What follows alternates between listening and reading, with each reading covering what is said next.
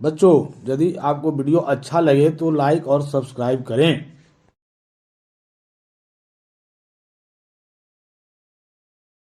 नमस्ते बच्चों, मैं कार्बन के बेसिक पर यह मेरा 5वां वीडियो है। मैं चाहता हूं कि आप छोटा वीडियो बने, परंतु छोटा वीडियो बन नहीं पाता है। मेरे समझाने के क्रम में जो है तो वीडियो थोड़ी लंबी हो जाती है, तो इसको अदरवाइज आप नहीं लीजिएगा। यदि कहीं कोई दिक्कत हो, कहीं समझने में परेशानी हो, तो आप कमेंट के माध्यम से हमसे पूछ सकते हैं। अब इस वीडियो में हम नोमेनक्लेचर के बारे में चर्चा करेंगे, और चर्चा करने से पहले इस चैनल को आप यदि अभी तक सब्सक्राइब नहीं किए हैं तो सब्सक्राइब कर लीजिए। अपने मित्रों को यदि शेयर नहीं किए हैं तो उन्हें भी शेयर कर दीजिए, ताकि उन्हें भी इस शैक्षणिक गतिविधि का भरपूर लाभ मिल सके। और लाइक कीजिए, साथ साथ में ऑल बटन प्रेस कर लीजिए, ताकि कभी भी जब भी यूजफुल वीडियो, लाभदायक वीडियो जो आपके काम की बात होगी, वह ऐसा वीडियो यदि बनता है तो उसकी सूचना आपको पूर्व में ही प्राप्त हो जाएगी, और आप अपने वक्त के अनुसार, अपने समय के अनुसार उसे देख पाएंगे। ठीक है, और हम चलते हैं नोमेनक्लेचर की तरफ। सबसे पहली बात है, नोमेनक्लेचर में एक शब्द है IUPAC। देखिए यहाँ पर हमने नोट्स को पहले ही बना लिया है, और नोट्स बना लेने के बाद जो है यह समझाना थोड़ा आसान हो जाता है और समय भी थोड़ा कम लगता है। इसलिए देखिए IUPAC, इस नाम को याद रखिएगा। यह नाम जो है तो एक इंटरनेशनल लेवल का केमिस्ट्री का जो संस्थान है, उसका इंटरनेशनल लेवल का नाम है, अंतर्राष्ट्रीय संस्था है केमिस्ट्री पर। और केमिस्ट्री यदि किसी नए पदार्थ की खोज होती है, नए सब्सटेंस की खोज होती है, मैटर की खोज होती है, तो उसका नामकरण वगैरह जो है इसी संस्था के द्वारा जो है सो अप्रूव किया जाता है। ये जो है इसका नाम है IUPAC, जो एब्रीविएटेड फॉर्म है। I for international, U for union, P for pure, A for applied, C for chemistry. मतलब पूरा फुल फॉर्म हो गया international union of pure and applied chemistry. International union of pure and applied chemistry. यह संस्था 1958 अर्थात 1958 ईस्वी में बनी थी। ईस्वी सन भी याद रखिएगा, कभी कभी आपको एक नंबर के क्वेश्चन में, ऑब्जेक्टिव टाइप क्वेश्चन में इसको पूछा जा सकता है। अब इस तरह से आपको याद हो गया होगा IUPAC, international union of pure and applied chemistry.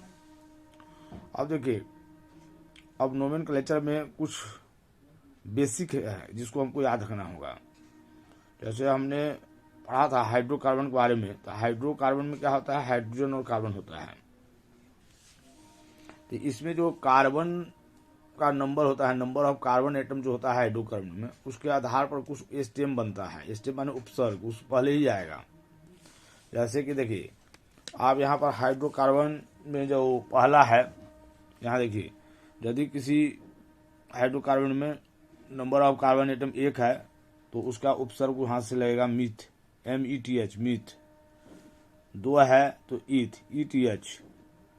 3 है तो PROP, प्रॉप। 4 है तो BUT, ब्यूट। 5 है PNT, पेंट।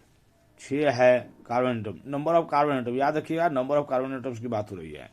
यदि नंबर ऑफ कार्बन एटम 6 है तो हेक्स होगा, नंबर ऑफ कार्बन एटम 7 है तो हेप्ट होगा, नंबर ऑफ कार्बन एटम्स 8 है तो ऑक्ट होगा, और नंबर ऑफ कार्बन एटम है तो नॉन होगा, और carbon number of carbon atom 10 है तो डेक होगा, DEC, डेक। अब चलिए, अब हाइड्रोकार्बन में 3 तो है। सबसे पहले जो है से एल्केन है, दूसरा एल्कीन है, और तीसरा जो है से एल्काइन है। तो अब देखिए यहाँ पर एल्केन, एल्कीन, एल्काइन, इसको हम लिखकर आपको बताते हैं यह कैसे होगा। देखिए एल्केन, ये हो गया आपका एल्केन, ALKANE। तो आपको एल्केन में जो है ए लास्ट वाला 3 को देख लीजिए, और एल्कीन, एल्किन का हो गया ALKEN, एल्किन हो गया। लास्ट वाला 3 देखिए, है ना। उसके बाद है से एल्केन, एल्किन और एल्काइन, एल्काइन YNE, लास्ट वाला 3 देखिए, यही जुटता है ना। देखिए नंबर ऑफ कार्बन एटम्स 1 है, तो मीथेन होता है। हम इस पर चर्चा करते हैं, इसका चर्चा करते हैं, इसका चर्चा कर रहे हैं। नंबर ऑफ कार्बन एटम्स यदि 1 होता है एल्केन में, है ना, तो मीथ है, तो मीथ से मीथेन, मीथ जो है उसका स्टेम हो गया, स्टेम वर्ड हो गया मीथ, ANE जोड़ देते हैं तो मीथेन हो जाता है। यही लास्ट वाला जुड़ता है, इसका लास्ट वाला, यही 3 को याद, एल्केन से एल्केन में लास्ट वाला 3 तो जुड़ जाता है ना। यदि दूसरा number of carbon atom, number of carbon atom यदि 1 है तो, नंबर ऑफ कार्बन एटम 1 है तो मतलब मीथेन हो गया।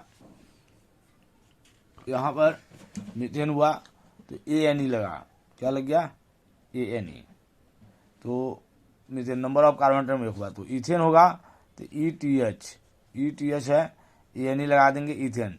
नंबर देखिए, number of carbon atoms, number of carbon जो है, यदि एटम जो है 1 होगा तो मीथेन हो गया, वो नंबर ऑफ कार्बन एटम 1 होगा तो। आज यदि नंबर ऑफ कार्बन एटम्स 2 हो गया तो ईथ होता है उसका स्टेम, तो ENE लग गया तो 2 हो गया, इथेन हो गया। प्रोप हो गया तो प्रोप से बन जाएगा प्रोपिन, ANE प्रोपिन, है ना। ये लास्ट वाला वर्ड देखना है। इसी प्रकार देखिए यहाँ हमने सबको बना के रखा है, देखिए यहाँ एल्केन का, देखिए यहाँ पर देख लीजिए, यहाँ देखिए मीथेन है, ANE लग गया, इथेन हो गया, ANE लग गया, प्रोप था ऊपर देखिए प्रोप है तो यहाँ ANE लग गया, प्रोपेन हो गया। चौथा में देखिए यहाँ 4 है कार्बन एटम तो ब्यूट है, ANE लग गया, ब्यूटेन हो गया, ANE लग गया। पेंटेन 5 है, नंबर ऑफ कार्बन एटम 5 है तो पेंटेन हो गया। नंबर ऑफ कार्बन 6 है तो हेक्सेन हो गया। नंबर ऑफ कार्बन एटम 7 है तो हेप्टेन हो गया। नंबर ऑफ कार्बन एटम 8 है तो ऑक्टेन हो गया। नंबर ऑफ कार्बन एटम 9 है तो नॉनेन हो गया, डेकेन हो गया। 10 है तो नंबर ऑफ कार्बन एटम 10 है तो डेकेन हो गया। अब चलिए एल्किन में चलिए, तो ये एल्केन में जो है सिंगल बॉन्ड बनता है, क्या बनता है, सिंगल बॉन्ड बनता है। और एल्किन में जो है से क्या बनता है, डबल बॉन्ड बनता है। तो डबल बॉन्ड बनता है तो इसमें चूंकि जो है number of carbon atoms come से कम 2 चाहिए, एल्किन के लिए कम से कम नंबर ऑफ कार्बन एटम 2 चाहिए, तो 2 चाहिए। आज चूंकि मिथेन में जैसे नंबर ऑफ कार्बन एटम 1 ही होता है, इसलिए इसमें मिथिन नहीं होता है, यानी लगेगा तो मिथिन होगा, मिथिन लेकिन नहीं होता है क्योंकि नंबर ऑफ कार्बन एटम 2 से शुरू होगा। तो इसका पहला एल्किन का पहला सदस्य जो होगा इथीन हो जाएगा, ETH हो गया ना, ENE लग गया, ये देखिए ENE लास्ट वाला 3 तो है ना, वही लगेगा उसके स्टेम में, इथीन। प्रोपिन हो गया, ब्यूटीन हुआ, पेंटिन हुआ, ENE देखिए लास्ट वाला 3। नंबर ऑफ कार्बन एटम 5 हुआ इसमें, है ना, 3 हो गया। नंबर ऑफ कार्बन एटम 6 हुआ, हेक्स हुआ, ENE लग गया। Number of carbon atom hept हुआ, ENE लग गया। और नंबर ऑफ 8 हुआ, ऑक्टिन हो गया, नोनिन हो गया, डेकिन हो गया। इस तरह से 3 2 होगा।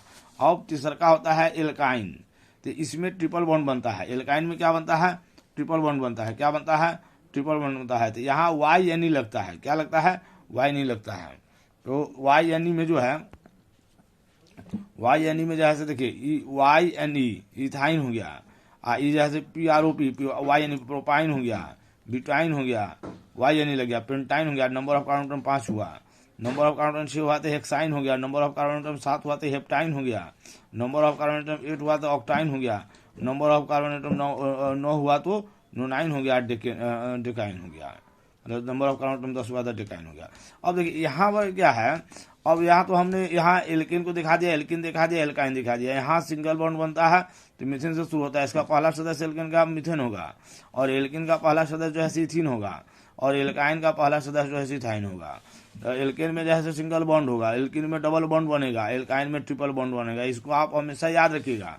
इसका सूत्र भी हमने पहले बताया है, लिखा था ना। इसका एल्केन का लिखा था CnH2n+2 हो गया, और इसका लिखा था हमने CnH2n -2, और इसका नहीं सॉरी, इसका होगा CnH2n -2 हो गया, और इसका CnH2n सॉरी घबरा रहा है, टंग ऑफ द स्लिप हो गया, है ना। एल्केन का जो होगा सूत्र, मतलब यहाँ पर एल्केन का सूत्र जो है CnH2n+2 हो गया, देखिए एल्केन का सूत्र देखिए, यहाँ फॉर्मूला हमेशा याद रखिएगा इसको। इस फॉर्मूला के हिसाब से आपको मतलब बन जाएगा। से एल्केन हो गया, एल्केन का सूत्र हो गया, एल्केन का सूत्र हो गया आपको CnH2n+2, यह सूत्र हो गया। एल्कीन का सूत्र हो गया आपको, एल्कीन का हो गया CnH2n, Cn क्या होगा, H2n होगा। और यहाँ पर एल्काइन का जो सूत्र होगा, एल्काइन का जो सूत्र होगा वह बनेगा आपको CnH2n-2 से बनेगा। अब देखिए कैसे बनेगा सो देख लीजिए। अब यहाँ पर हम बनाएंगे, हम जैसे एल्केन का हम विचार कर लेते हैं। एल्केन का विचार करेंगे हम, तो एल्केन का विचार करेंगे, सूत्र एल्केन का हम विचार करते हैं, एल्केन लेते हैं, एल्केन लेते हैं। तो एल्केन का सूत्र क्या होता है, CnH2n+2 होता है। अब नंबर ऑफ कार्बन एटम यदि हम यहाँ 1 लेते हैं तो C1 हो गया और H2n, तो 2 × 1 n=1 लिए और +2 हो गया।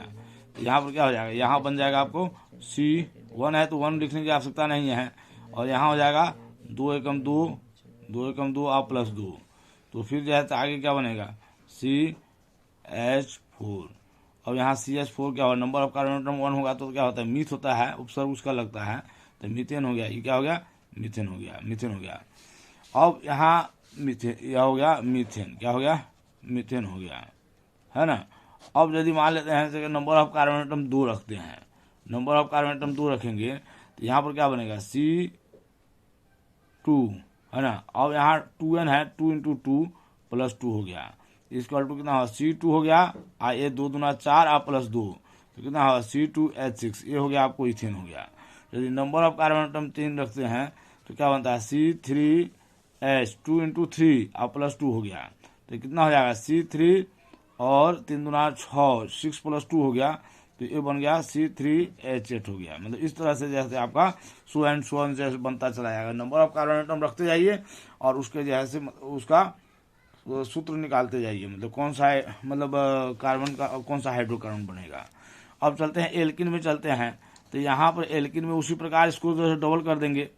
यहाँ एल्किन में इसका सूत्र क्या होता है, CnH2n होता है, CnH2n होता है। तो नंबर ऑफ कार्बन एटम जो है इसमें 2 रखाएगा, क्योंकि इसमें डबल बॉन्ड बनता है, तो कार्बन कार्बन के बीच में डबल बॉन्ड बनेगा।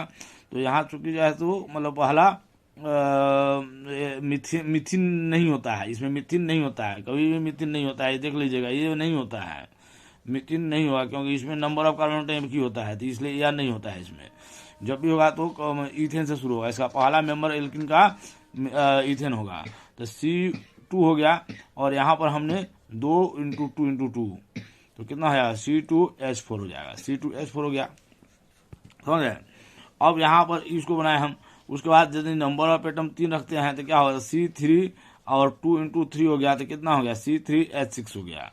और यदि नंबर ऑफ कार्बन एटम 4 होगा तो यहाँ हो जाएगा 4 2n है ना, तो 2 × 4 तो ये हो जाएगा C4H8। तो चूंकि नंबर ऑफ कार्बन एटम 4 हुआ तो यह प्रोपिन हो गया।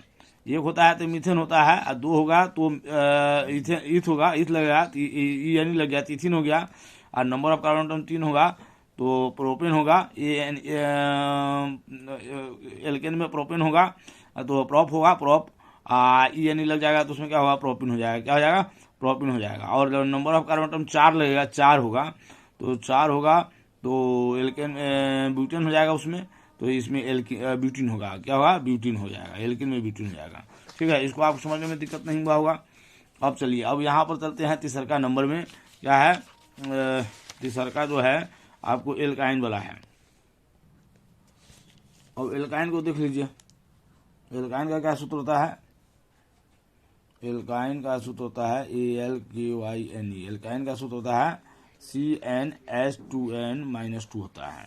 अब यहाँ नंबर ऑफ कार्बन एटम जैसे 2 रखेंगे, क्योंकि ट्रिपल बॉन्ड बनता है तो नंबर ऑफ कार्बन एटम जैसे कम से कम 2 होगा, 1 नहीं होगा। तो यहाँ जब ही 2 रखेंगे तो n=2 हो गया, तो n के जगह पर 2 रख दिए, 2n है तो 2 × 2 और -2 हो गया, तो कितना है C2 और H4-2 हो गया, और इसका क्या हो जाएगा C2H2 होगा, 4 - 2 होगा, तो ये हो गया इथाइन, क्या हो गया आपका इथाइन हो गया। नंबर ऑफ कार्बन एटम 2 होगा तो ईथ लगता है ना, तो वाई यानी इथाइन एल्काइन है तो इथाइन हो गया, तो यह हो जाएगा वाई यानी इथाइन हो गया। जो समझ में कोई दिक्कत नहीं हुआ। यदि मान लीजिए अब कार्बन एटम 3 है तो कितना होगा, C3 हो गया और 2 × 3 और -2 हो गया, तो कितना है C3 हो गया, और यहाँ पर 3 × 6 6 और 6 -2 हो गया, तो क्या ना C3 और H में से 6 में से 2 गया 4, C3H4 हो गया। ये हो गया प्रोपाइन हो गया। क्या हो गया, प्रोपाइन। क्या हो गया, प्रोपाइन हो गया आपका, है ना। उसके बाद ऐसे जैसे नंबर ऑफ कार्बन एटम 4 यदि हम लेते हैं, 4 लेते हैं तो कितना होता है, C4 हो गया, C4 हो गया, और H क्या हुआ 2 × 4 हो गया, -2 हो गया, इक्वल टू क्या हुआ C4 हो गया, H 4 दूना 8 हुआ, 8 में से 2 गया तो C4, और 8 में से 2 गया 6 हो गया, तो ये हो गया आपको ब्यूटाइन हो गया। क्या हो गया, BU। 4 number of carbon atom हो तो ब्यूट होता है, वाई यानी लग जाएगा तो ब्यूटाइन हो गया। इस प्रकार से जैसे सो एंड सो आप 10 तक निकाल सकते हैं। ठीक है, इसको हमने यहाँ पर निकाल दिया है ना। इसको देख लीजिए, यहाँ हमने सबको निकाल कर रखा है पहले से ही, है ना। तो यह इथाइन हो गया, propyne, butyne, pentyne, hexyne, heptyne, ऑक्टाइन, नोनाइन, डेकाइन तक 10 तक निकाल लिया है। और यहाँ पर एल्काइल ग्रुप होता है। एल्काइल ग्रुप जो भी बनता है तो रिमूवल ऑफ हाइड्रोजन एटम से बनता है। मतलब एल्केन में जो है ना, एल्केन ग्रुप जो है ना, उसमें से जो है एल्केन ग्रुप में से एक हाइड्रोजन एटम को जो है रिमूव करेंगे हम। एक हाइड्रोजन एटम को रिमूव किया जाता है। रिमूव माने हटाना। एक हाइड्रोजन, जैसे आप देखिए मीथेन है ना, तो जैसे मीथेन का CH4 होता है ना, बनता है ना CH4, तो यहाँ एक हाइड्रोजन एटम को रिमूव कर देंगे, इसको रिमूव कर देंगे, है ना। तो ये रिमूव यदि हो जाता है, एक हाइड्रोजन एटम रिमूव होता है तो क्या बचता है, CH3 बचता है। तो यह क्या हो गया, यहाँ इस तरह से लिखा गया CH3 माइनस, ये होगा मिथाइल। क्या हो जाएगा, मिथाइल हो जाएगा। क्या हो जाएगा, मिथाइल। YL लग जाएगा। मतलब एल्काइल में देखिए ना, एल्काइल लिखते हैं ना, एल्काइल तो YL लिखते हैं तो YL लगता है। मतलब उपसर्ग वही, स्टेम वही रहता है, उपसर्ग वही रहेगा। मीथ का मिथाइल हो जाएगा। और इथाइल है C2, इथेन का क्या होता है C2 2 दूना 4, मतलब कार्बन का 2 दूना 4 2 6, तो मतलब C2H6 हो गया। तो यहाँ पर एक कार्बन एटम को यदि हम रिमूव करते हैं, एक कार्बन एटम को रिमूव कर दिए, माइनस कर दिए, एक कार्बन एटम को यदि माइनस कर दिए, तो हमारे पास क्या होता है C2H5 बनता है। तो ये होगा ईथ से बना, नंबर ऑफ कार्बन एटम 2 हो गया तो ईथ हो गया तो इथाइल हो जाएगा, ETHYL इथाइल होगा। इसका भी सूत्र हम लिख सकते हैं। एल्काइल का सूत्र जो है तो हम लिख सकते हैं एल्काइल, सॉरी ALKYL एल्काइल हो गया। एल्काइल का सूत्र हो जाएगा CnH2n+1, बस यही होगा सूत्र इसका। ये एल्काइल ग्रुप है। इस तरह से हमने एल्काइल भी बना लिया है ना। तो ये मिथाइल हुआ, इथाइल हुआ, प्रोपाइल हुआ, ब्यूटाइल हुआ, पेंटाइल हुआ। नंबर ऑफ कार्बन एटम 5 हुआ। नंबर ऑफ कार्बन एटम 1 हुआ तो methyl, number of carbon atom 2 हुआ तो ethyl, number of carbon atom 3 तो propyl, number of carbon atom 4 तो butyl, number of carbon atom 5 तो pentyl, number of carbon atom 6 तो hexyl, number of carbon atom 7 तो heptyl, और number of carbon atom 8 तो octyl, और number of carbon atom 9 तो nonyl, और number of carbon atom 10 तो डेकाइल। इस प्रकार जो है तो मैंने इसको पहले से ही बनाकर रख दिया है। इसको मैं वीडियो के अंत में नहीं होगा तो एक डाल दूंगा, एक चार्ट को मैं डाल दूंगा, आप मतलब वहाँ से भी देख करके इसको समझ सकते हैं। यदि फिर भी कोई परेशानी होगी तो आप हमसे कमेंट के माध्यम से पूछ सकते हैं। ठीक है, आगे चलते हैं। नोमेनक्लेचर को पढ़ने से पहले या उसके फिजिकल स्ट्रक्चर को जानने से पहले थोड़ा हम बॉन्ड फॉर्मेशन को जान लेते हैं। सो बॉन्ड फॉर्मेशन कैसे होता है और किस प्रकार से बॉन्ड फॉर्मेशन बनता है। देखिए, केमिकल में जो बॉन्डिंग होता है तो बॉन्डिंग के तो कारण क्या होते हैं, या तो रिएक्शन करना। तो रिएक्शन में 2 तरह का होगा। एक क्या होता है, कुछ एलिमेंट जो होता है या तो अपना मतलब इलेक्ट्रॉन को लॉस करता है, लॉस ऑफ इलेक्ट्रॉन होता है, या लॉस ऑफ इलेक्ट्रॉन होता है, या गेन ऑफ इलेक्ट्रॉन, कुछ जो है गेन ऑफ इलेक्ट्रॉन करता है, गेन ऑफ इलेक्ट्रॉन। और तीसरा जो वजह होता है से कुछ ऐसे भी मतलब एलिमेंट हैं जो न तो लॉस करता है इलेक्ट्रॉन का और न गेन करता है। वह क्या करता है, शेयरिंग करता है ना। इसका वजह जानने के लिए हमको कटायन और मतलब एनायन के बारे में पढ़ना होगा, लेकिन अब उतना तो लंबा हमको जाना नहीं है, हमको तो कार्बन पढ़ना है। तो कार्बन में जो मुख्य जो ज़रूरत है उसके हिसाब से हम थोड़ा जान लेते हैं बॉन्ड फॉर्मेशन को। तो बॉन्ड फॉर्मेशन जो होता है वह दो प्रकार का होता है। केमिकल बॉन्डिंग होता है, बॉन्ड फॉर्मेशन जो होता है, बॉन्ड जो है 2 टाइप्स का होता है, 2 टाइप्स होगा, 2 टाइप्स मतलब एक होता है आयनिक बॉन्ड होता है, एक होता है आयोनिक बॉन्ड। क्या होता है? आयोनिक बॉन्ड होता है। और दूसरा होता है आपको कोवैलेंट बॉन्ड, दूसरा होता है कोवैलेंट बॉन्ड। आयनिक बॉन्ड में क्या होता है? आयनिक बॉन्ड में इलेक्ट्रॉन का ट्रांसफर होता है, मतलब यहाँ इलेक्ट्रॉन का ट्रांसफर होगा, इलेक्ट्रॉन ट्रांसफर ऑफ इलेक्ट्रॉन होता है। आयनिक बॉन्ड में इलेक्ट्रॉन ऑफ ट्रांसफर होता है, और इसमें जो है तो है सो शेयरिंग ऑफ मतलब शेयरिंग होता है, इसमें शेयरिंग होता है। ट्रांसफर ऑफ इलेक्ट्रॉन्स मतलब आयनिक बॉन्ड में होता है, और शेयरिंग ऑफ इलेक्ट्रॉन जो है किस में होता है? आपको मतलब कोवैलेंट बॉन्ड में होता है, इलेक्ट्रॉन में कोवैलेंट बॉन्ड में होता है। देखिए अब कार्बन के साथ जो समस्या है, सबसे बड़ी बात क्या है, कार्बन क्या करता है? हमेशा जो है कोवैलेंट बॉन्ड ही बनाता है। कार्बन जो है सो हमेशा, हमने पढ़ा है भी है अभी से, हमेशा यह कोवैलेंट बॉन्ड ही बनाएगा, कोवैलेंट बॉन्ड ही बनाएगा। अर्थात जो है सो कार्बन जब भी करेगा तो शेयर करेगा, क्योंकि इसके लास्ट ऑर्बिट में जो है, लास्ट ऑर्बिट में 4 इलेक्ट्रॉन होते हैं। हम बताएं कि जब 4 इलेक्ट्रॉन होते हैं वही उसका वैलेंसी, जो लास्ट ऑर्बिट में इलेक्ट्रॉन होता है वही उसका वैलेंसी इलेक्ट्रॉन होता है। तो कार्बन का वैलेंसी कितना हो गया? 4 हो गया। तो यह जो है से अपना इलेक्ट्रॉन न दे सकता है और न उतना जो है तो किसी से ले सकता है। तो देगा तो इसका न्यूक्लियस इतना छोटा हो जाएगा कि उसको वह दे नहीं पाएगा, है ना।